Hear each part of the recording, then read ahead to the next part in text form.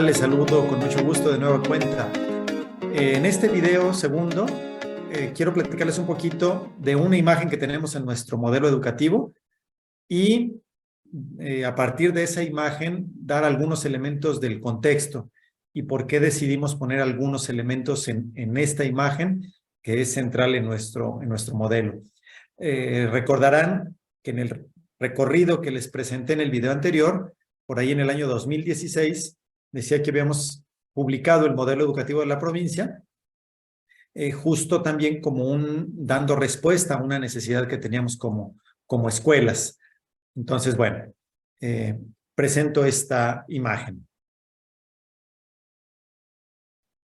Como elemento central que titula la misma, está nuestra misión de evangelizar por medio de la educación, siendo y reconociéndonos una escuela en pastoral. Una escuela en pastoral que trabaja con dos manos, que son modelos pedagógicos y por otro lado modelos o el modelo de evangelización. En la parte de modelos pedagógicos tenemos dos que nos ayudan a dar como estructura y a bajar los ideales del modelo educativo, toda la filosofía marista, a concreciones y a didácticas ya más pertinentes dependiendo de los contextos y de las escuelas y de sus niveles educativos. Tenemos dos, educación popular y el modelo humanista social cognitivo. Y por otro lado, los modelos de evangelización que vamos avanzando, pues de un modelo, digamos, de catequesis tradicional a un modelo más bien liberador, que también se va explicando en el propio documento. La finalidad y lo que está al centro es lograr un tejido que se entienda como una ciudadanía marista, definida nuevamente por la frase buenos cristianos y virtuosos ciudadanos, la misma que dio origen a la reflexión primera de este momento de trabajo en el diplomado. Entonces, esta ciudadanía marista, ¿en qué consiste? Y ustedes ven esto que intenta representar un tejido con tres hebras de tres colores, una azul oscura, una azulita más clara y una amarilla. Entonces, una primera es los planes que tenemos, planes y programas, muchos de ellos de la Secretaría de Educación Pública, nuestro Ministerio de Educación, digamos, que son académicos, culturales, deportivos, etcétera. Entonces, todo esto es materia con la cual se trabajamos con nuestras manos. Una segunda hebra, un segundo hilo, es la realidad global, regional, local. Tiene que estar en los procesos educativos pastorales entretejida. Y un tercer elemento, que aquí denominamos enfoques transversales para una solidaridad transformadora. Y hablamos de manera particular de los derechos de las niñas, niños, adolescentes y jóvenes, la inclusión, el cuidado de la casa común o ecología integral y el protagonismo infantil y juvenil. Es decir, estos elementos tendrían que estar siendo recogidos, tejidos de manera fina, cuando se trabajan las matemáticas, la educación física, la historia, la geografía, etcétera, cualquier disciplina académica o las actividades artísticas, estéticas, incluso la pastoral juvenil, etcétera. Y, por supuesto, dando respuesta a una realidad. Aparece aquí nuestro modelo de planeación didáctica, el modelo T, que justo nos ayuda a través de una metodología que nos ha venido bastante bien a ir haciendo este tejido. Entonces, cuando nosotros hablamos de ciudadanía marista, hablamos un poco de entretejer esto, ¿no? Algo que es propiamente marista del siglo XXI, digamos, lo que estamos obligados por ser una escuela con estructura y con planes y programas, y la realidad que no puede quedar fuera del salón de clase ni de la escuela. Entonces, a partir de esto, ¿por qué en particular estos hilos? ¿Qué de la realidad nos movió a decir que estos elementos tendrían que estar presentes en todas las actividades de manera transversal? Por eso son transversales. Y como un enfoque, no como una asignatura a estudiar, sino como un enfoque. ¿Por qué? ¿Por qué? ¿A qué responde? Bueno, ustedes saben que México en los últimos años ha sufrido una ola de violencia creciente. Cada año se rompe el récord de ser el año más violento de nuestra historia reciente. Y este año 2022, que terminamos hace algunos meses, no fue la excepción. Este año 2023 que estamos transitando, la tendencia pues parece que no cambia significativamente.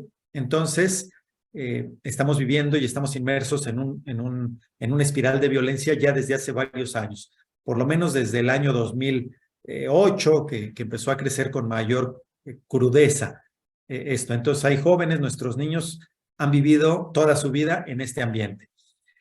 También México, ustedes lo saben, es un país con grandes desigualdades. Hasta hace algunos años en nuestro país vivía el hombre más rico del mundo. Hoy estará por ahí en la posición, no sé, 8, 12. Ya no es el más rico, pero sí se cuenta entre los, yo diría entre los 15 hombres más ricos del planeta. Es mexicano, dueño de Telcel, por ejemplo, una compañía telefónica de teléfonos celulares. Y pues una cuarta parte de nuestra población vive debajo del umbral de pobreza extrema. Una cuarta parte de la población de nuestro país, estamos hablando de aproximadamente unos 28 millones de personas que viven de manera muy precaria. Entonces tenemos un país de grandes contrastes, ciudades muy industrializadas. Seguramente ustedes han visto imágenes, o muchos de ustedes seguramente conocen la Ciudad de México, tal vez Guadalajara, Monterrey. Están a la altura de ciudades de cualquier país desarrollado, pero pues tenemos también comunidades, y no muy lejos de estas ciudades, pegaditas algunas de ellas, con unos niveles de pobreza y de marginación realmente desgarradores. Entonces, la desigualdad. Por otro lado, una situación en términos de democracia también muy incipiente. Nosotros en nuestra historia, seguramente muchos de ustedes han escuchado hablar de Pancho Villa, ¿no? Un personaje de nuestra historia muy famoso de nuestra Revolución Mexicana. Bueno, lo utilizo solo como para ubicar el momento histórico. La revolución empezó en 1910 y va terminando, por lo menos la lucha armada, en el 1917. Viene un periodo ahí como de inestabilidad, pero digamos a partir de los años 20 del siglo pasado, los generales de la revolución se organizan, se dejan de pelear y se empiezan a repartir ahí el poder y generan un partido político con un nombre diferente, pero que durante casi todo el siglo XX se conoció y se sigue conociendo, sigue existiendo ese partido, Partido Revolucionario Institucional, que mantuvo el poder tal cual desde finales de la Revolución Mexicana. Estamos hablando de 1920, vamos a ponerle para hacerlo fácil, y nunca pierde una elección hasta el año 2000. En el año 2000 hay alternancia en el poder, es decir, está 80 años en el poder este mismo partido, y bueno, gubernaturas, presidencias municipales, diputaciones, todo era gobernado por un solo partido. Es hasta 1997 que la primera vez en nuestra historia moderna que el Congreso no es mayoritariamente priista. Ya la oposición logra mayoría dividida un poco, partidos de izquierda, de derecha, sigue siendo la principal fuerza minoritaria el PRI, pero ya no con mayoría para hacer reformas constitucionales, por ejemplo. Hasta el 97.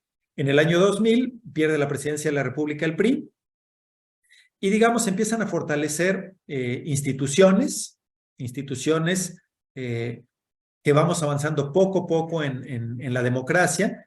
Se desvincula el organismo electoral del gobierno y ahora es un organismo independiente que va adquiriendo fortaleza, autonomía, recursos y gestión propia, etcétera. Y esto se viene fortaleciendo junto con algunas otras instituciones de transparencia, por ejemplo. Poco a poco van tomando mayor fuerza organizaciones de la sociedad civil, van teniendo mayor participación en lo que se denomina parlamentos abiertos, en donde las cámaras de diputados y de senadores escuchan a especialistas, a organizaciones no gubernamentales, a instituciones privadas, organismos públicos descentralizados, para legislar. Entonces, pues esto va avanzando, no sin corrupción, tristemente, pero bueno, en nuestra democracia va más o menos caminando.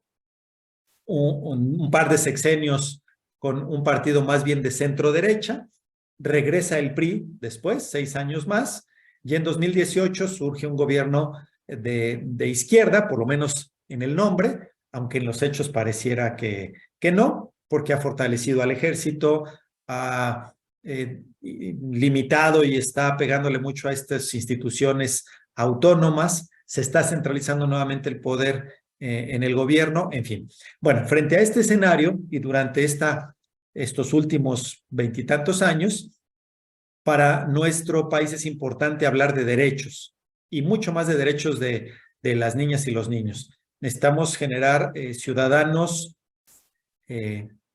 no nacidos y no crecidos desde un gobierno paternalista, que así fue, como ya les comentaba, durante casi un siglo. Todo lo resolvía el gobierno. Los ciudadanos ser ciudadanos se reducía a ir a votar y a recibir algunos obsequios, regalos en la época de elecciones, y bueno, creer que el candidato va a cumplir, a veces cumplía, a veces no, etcétera. Entonces, una ciudadanía mucho más participativa y protagónica. Por eso el enfoque de protagonismo para nosotros también es fundamental. Nuestra historia, como ustedes pueden ir intuyendo, es de un pueblo, una ciudadanía poco participativa, como muy confiada que el gobierno, pues, se pelean en las cúpulas y allá deciden, y bueno, pues mientras uno va sobreviviendo, si agarras una chamba en el sector público, qué bueno, si puedes aprovecharte de ella también, entonces se favorecen mecanismos de corrupción. La corrupción es una cosa que ninguno de los gobiernos ha podido eliminar o siquiera bajar. Es algo también muy presente en nuestra cultura mexicana. Entonces, todas esas características son las que están determinando y siguen determinando en buena medida estos enfoques, ¿no? Un enfoque de solidaridad frente a una sociedad golpeada, injusta, en muchos sectores dividida, donde unos tienen mucho y consideran que la solidaridad es dar unas monedas ocasionalmente. Estamos intentando formar ciudadanos que utilicen la solidaridad transformadora, es decir, horizontal, donde nos veamos al mismo nivel, en donde yo aporto, pero también el otro y la otra me aportan riqueza. Entonces, ciudadanos que sepan dialogar solidariamente para construir un espacio más justo de participación, de escucha, etcétera. Otros dos elementos: la inclusión.